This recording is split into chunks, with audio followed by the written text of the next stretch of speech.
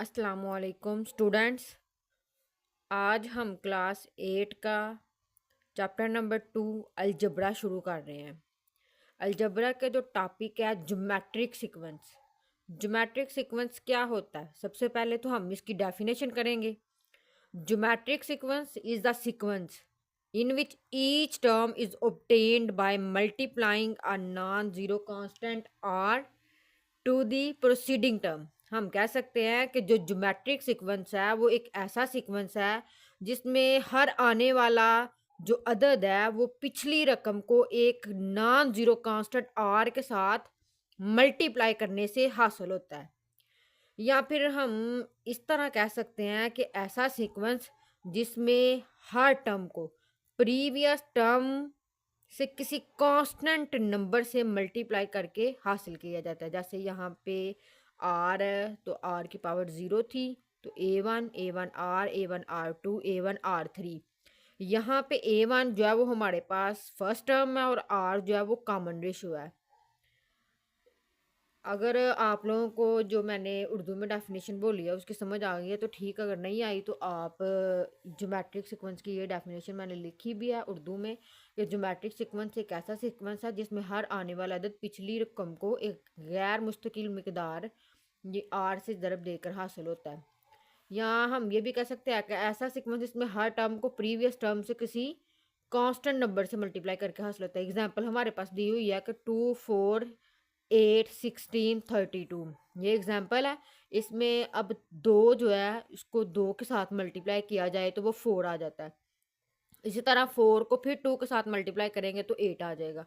8 को 2 के साथ मल्टीप्लाई करेंगे तो 16, और 16 को किससे मल्टीप्लाई करें तो 32। क्या कहा गया था कि जो कांस्टेंट नंबर होगा वो नॉन जीरो, जीरो के अलावा बाकी कोई भी नंबर मल्टीप्लाई हो और मल्टीप्लाई करने से तो अगला नंबर हमें हासिल हो जाए। इसमें रेशो की बात की थी कि रेशो आ रहा है तो रेशो किस तरह निकालते हैं। ये A1 A2 A3 A4 इस तरह नंबर चलते जा रहे हैं तो आपने दूसरे नंबर को पहले नंबर पे तकसीम कर देना है। इसी तरह तीसरे को दूसरे पे और चौथी रकम को फिर तीसरी रकम पे, इसी तरह ये सिलसिला चलता जाएगा। तो हमने क्या करना है, A2 को A1 पे डिवाइड कर देना है तो 4/2, 2 2 बार 4, और फिर इसी तरह 8 को 4 पे तकसीम कर देंगे तो 4 2 बार 8, 16/8। तो वो हम कर देंगे तो 16/8 को जब तकसीम करेंगे तो 16/8 और 8 2 बार 16। तो ये हमारे पास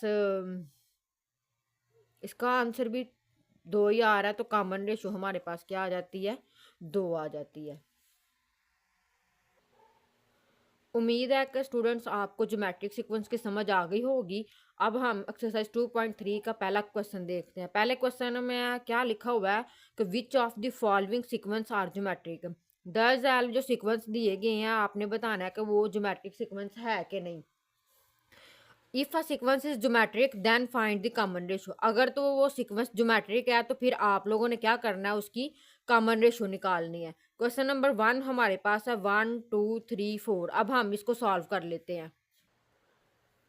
ये हमारे पास एक्सरसाइज 2.3 का सवाल है। क्वेश्चन नंबर 1 है, इसमें हमने क्या करना है, ये सीक्वेंस दिया हुआ है 1 2 3 4। हमने पता करना है कि ये सीक्वेंस जो है वो ज्योमेट्रिक है कि नहीं। तो हमें क्या दिया हुआ है, हम 1 को किस नंबर के साथ मल्टीप्लाई करें कि हमारे पास 2 आ जाए। तो 1 को 2 के साथ मल्टीप्लाई करने से 2 तो आ रहा है। अब 2 को किस नंबर के साथ मल्टीप्लाई करें कि हमारे पास 3 आ रहे। तो ऐसा तो कोई नंबर नहीं है कि हम मल्टीप्लाई करें 2 को के आगे नंबर 3 आ जाए, कोई ऐसा टेबल तो नहीं है। तो हम अब क्या करेंगे, इसकी रेशो निकाल लेते हैं। रेशो में क्या करेंगे कि जो हमारे पास सेकंड टर्म है उसको हमने 1 पे डिवाइड कर देना। सेकंड टर्म 2 है तो उसको 1 पे डिवाइड करेंगे तो क्या आ जाएगा 2।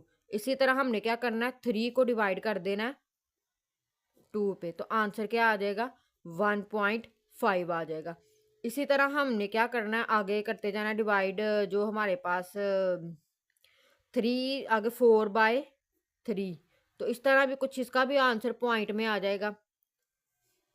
तो फिर हमने इसका आंसर में लिख देना है कि as the ratio is same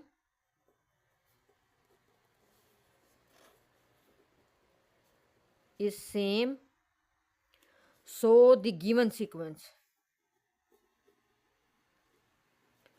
sequence is geometric.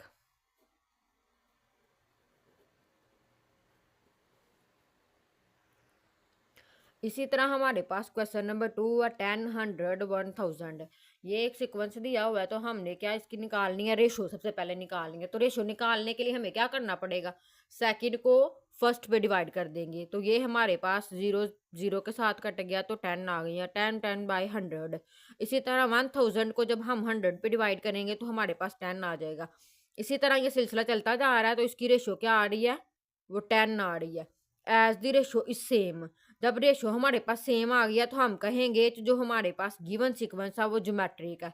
जब गिवन सीक्वेंस ज्योमेट्रिक हो गया तो हमने उसकी कॉमन रेशो भी निकालनी थी। कॉमन रेशो इसकी 10 बार बार आ रही रेशो, तो हम कहेंगे कि इसकी कॉमन रेशो क्या आ जाती है, 10 आ जाती है। इसी तरह हमारे पास क्वेश्चन नंबर 3 है, उसमें भी हमने रेशो निकालने के लिए क्या करना, 4 को 2 पे डिवाइड कर देना, हमारे पास 2 आ जाएगा। इसी तरह 8 को 4 पे डिवाइड कर देंगे तो हमारे पास 2 आ जाएगा। अब 2 रेशो आई जा रही है, तो हमने कहना है कि जो हमारे पास रेशो है वो सेम है, तो जो गिवन सीक्वेंस है वो क्या हो जाएगा, ज्योमेट्रिक सीक्वेंस हो जाएगा। जब वो ज्योमेट्रिक सीक्वेंस हो जाएगा तो हमने इसकी कॉमन रेशो भी लिखनी थी, तो वो हमारे पास क्या आ जाएगी, 2 ही आ जाएगी। इसी तरह हमने क्वेश्चन नंबर 4 को भी देख लेना है। क्वेश्चन नंबर 4 में क्या करना है, ये क्वेश्चन दिया हुआ 16, 8 और 4 अप टू सो ऑन। ये डॉट डॉट का मतलब होता है कि ये चलता जा रहा है सीक्वेंस जो है। सेकंड को फर्स्ट पर डिवाइड करेंगे तो 8/16, तो 8 इसको टेबल काट दे, 8 के टेबल में, तो 8 एक बार 8 और 8 दो बार 16, ये 1/2 आ गया। इसी तरह हमने 4 को 8 पे डिवाइड करना है, तीसरी रकम को दूसरी पे, तो आ जाएगा 4/8, 4 एक बार 4 और 4 2 बार 8 आ गया। ये जो रेशो है हमारे पास सेम है, तो हम कहेंगे कि जो दिया गया सीक्वेंस है वो हमारे पास ज्योमेट्रिक है। जब ये ज्योमेट्रिक हो जाएगा तो हम इसकी रेशो भी लिखेंगे, तो रेशो हमारे पास क्या आ जाएगी, 1/2 आ जाएगी। क्वेश्चन नंबर 5 को देख लेते हैं। क्वेश्चन नंबर 5 में हमें दिया हुआ है 6, 18, 24।